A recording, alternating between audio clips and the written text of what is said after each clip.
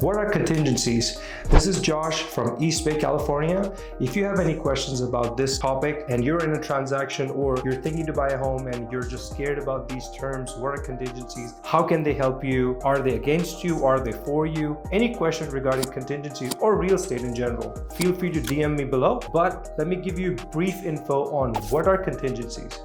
Contingencies are in contract to help buyers say, what only if this happens, I will move forward. So basically it protects you because once you're in a contract, there is something called EMD, which you will hear. It's called initial money deposit. That's what is at stake when you're saying, hey, I'm reviewing my contingencies. Okay, what's the liability? You can lose your 3% deposit. In our area, the initial deposit is 3%. So whatever we're talking about, whatever is at stake is 3% because you're putting 3% down and you're saying, I have 3 contingencies, which I will explain. But basically what I'm trying to put across is contingencies are there to protect your 3% deposit. And if there's anything that you don't like about the property and you already mentioned in your contingencies, you can back out and safely take your deposit back. In general, we have 3 contingencies that we work on. One is inspection contingency. Second is loan contingency. Third is appraisal contingency. So the inspection contingency is basically you want to inspect the home. You want to see if the plumbing works. You want to see if the roof is fine.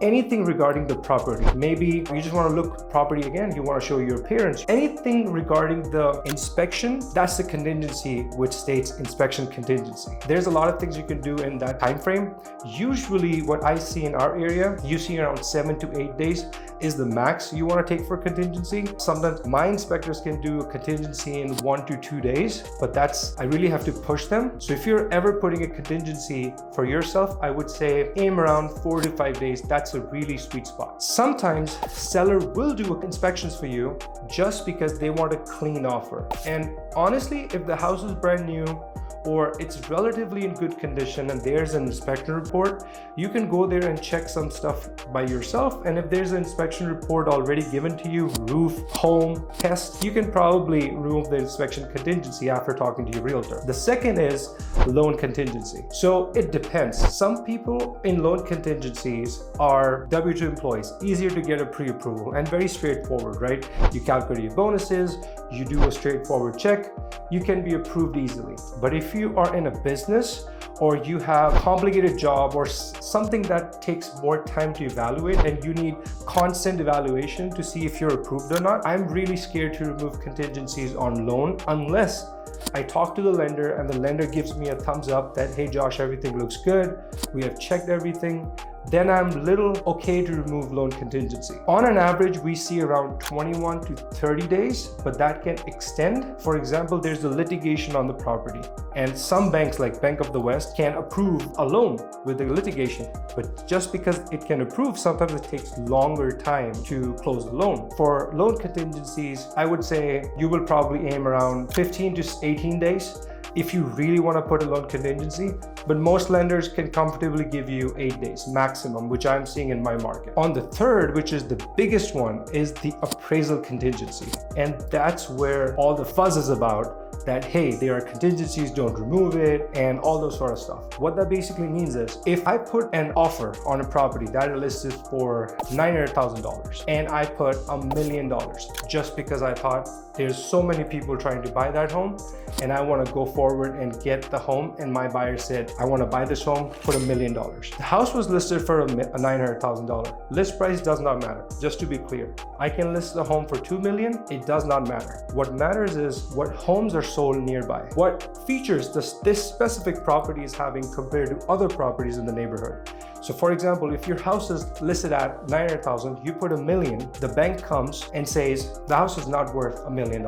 I think the house is worth $950,000. Now the $50,000 which is left, the buyer needs to bring that money. If you don't have appraisal contingency in place. But if you had appraisal contingency in place, we could have asked seller to reduce the price to $950,000, or you can come in kind of like a conclusion that, hey, it's $950,000, I can bring $25,000 more. So you can bridge the gap.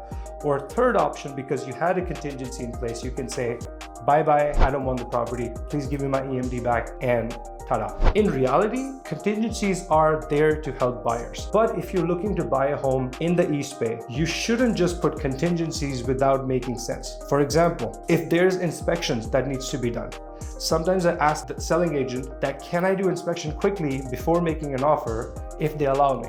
So that means even if they don't have inspections, we can get it done. And if the buyer is seriously looking for that home, we can get that thing out of the box right from the get-go. And the second thing is loan contingency. We can talk to your lenders and we can really get a feel of, are you going to get your loan or not? So we can be confident that, hey, we're moving loan contingency, but we're really sure we're gonna get the loan. Now, third, appraisal contingency. Now, there is something that you have to understand. We don't 100% know what the appraisal is going to be, but out of all the 45 deals that I've done in my career, my appraisal has never been wrong. And why?